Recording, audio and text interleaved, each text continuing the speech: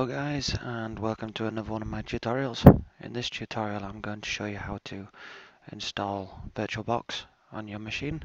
Now we use Virtualbox to virtualize operating systems, create systems that we wouldn't necessarily have support for. We can do it for Mac, we can do it for Linux, Solaris, Windows, Kali Linux, any operating system you want as long as it's supported can go into Virtualbox. So here's my Virtualbox icon here. Mine's already installed, but I'm going to show you how you can install Virtualbox yourself. So, using your browser, whether that be Chrome, Firefox, or Internet Explorer, just open it up.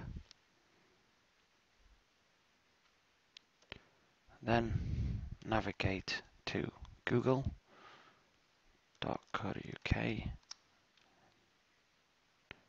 and put in Virtualbox. Click enter.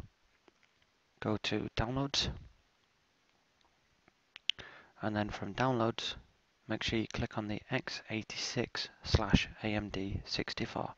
Now some operating systems will work on just AMD64, some work just on x86. If you wish to emulate OS X, Linux, Solaris, if you grab the version that works for both, okay, you can get any operating system you want. So if you click on the link x86 AMD64, click save file. Okay, again this will look a little bit differently depending if you're on Chrome or Internet Explorer. Okay, but I'm not going to save mine. When that is saved, you can then install it, run through the installation process. Okay, it will ask you if you want to install a virtual Ethernet adapter. So I will show you what it will look like on Google. As I say, I would have already installed mine, so Virtualbox Virtual Ethernet installation.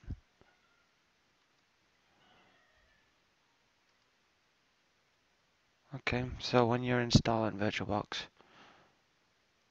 let's see if I can find the correct.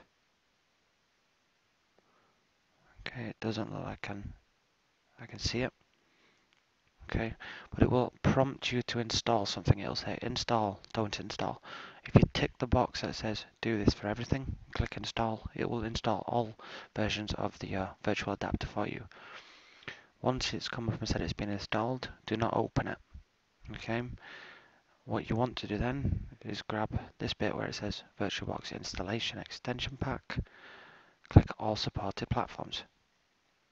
Now if Virtualbox has been installed correctly, it should come up with save file, or this time open with, and it automatically says Virtualbox Manager. Just click OK, and it will prompt you inside Virtualbox to install the extension pack. Click install. You then have a pop-up will then come up saying extension pack successfully installed, and then you are good to go. So you will see a window exactly like this, but mine already has virtual operating systems inside it.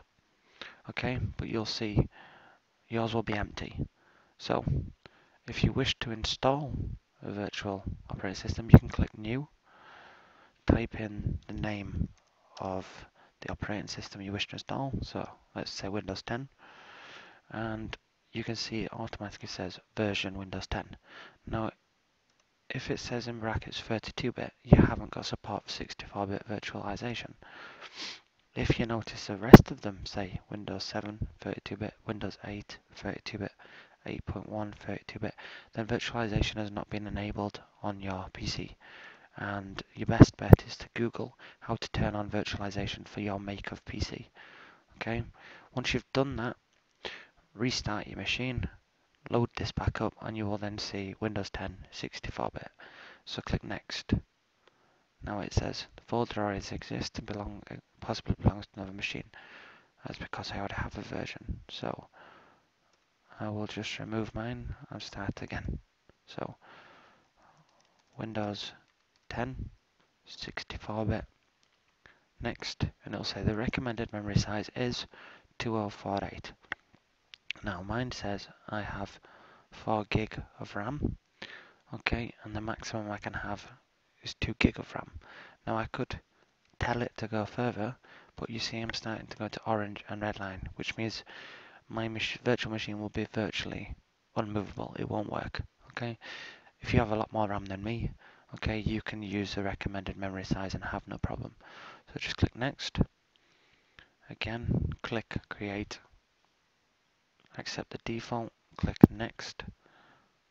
Dynamically allocated. This means it will grow.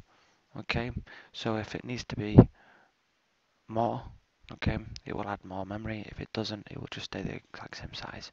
So click next, call it Windows 10 and create. Okay, so now we have our machine for Windows 10. We will click on the settings and you will see a window very similar to this. Now, if you already have an ISO file for Windows 10, you can skip this bit, but if you haven't, you can either look at the description on the video, and I will give you this link, okay, but if you type in getintopc.com,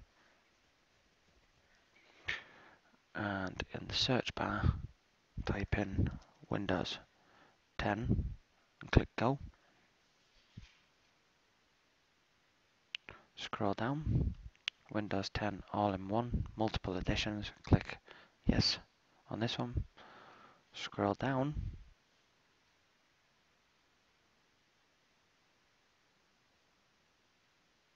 okay, Pro and Home 2-in-1, Pro and Home 2-in-1 64-bit. So I want to take the 64-bit and I download it. Now I've already downloaded it earlier, so I'm going to skip straight to this next bit. You'll need to wait for it to install the Windows 10. So if we click on the storage link, you can see our hard drive Windows 10.vdi for virtual disk image and our disk image, which is empty. So we click on the disk where it says empty, this bit here, click down, choose virtual optical disk file. Okay, locate the place where you put the Windows 10. Mine is here. Click it and open. You can then see the name changes and then click OK. That's the first part of our test. In the next video, I will show you how to install Windows 10 and how to get your virtual box set up correctly. That way then, once I've shown you one, you can do other versions, okay, and possibly set up virtual servers, which you can look at my other videos and see how to set up a virtual server in Virtualbox. Thank you for watching, guys. I'll see you later.